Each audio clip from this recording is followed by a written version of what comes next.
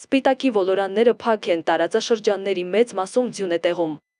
Աշոտցքի Ամասիայի տարածաշրջանների ճանապարհները և Վարդենյաց լեռնանցքը կցորդով տրանսպորտային միջոցների համար դժվար անցանելի են,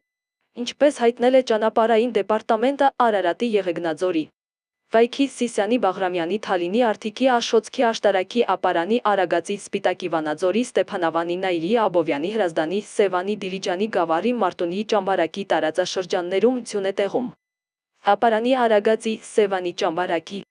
Մարտունիի Գավառի Աբովյանի Հրազդանի Նայիրի Գորիսի Աշոտցքի Ամասիայի տարածաշրջանների ավտոճանապարհներին տեղ-տեղ մերկասառույց է։ Միջպետական և հանրապետական նշանակության բոլոր ավտոճանապարհները բաց են։ Ճանապարհաշինարարներն ավտոճանապարհներին իրականացնում են մաքրման և աղավազով մշակման աշխատանքներ։ Վարորդներին հորդորվում է լինել ուշադիր, խստագույնս պահպանել ճանապարհային երթևեկության կանոնները և երթևեկել բացառապես ձմեռային անվադողերով։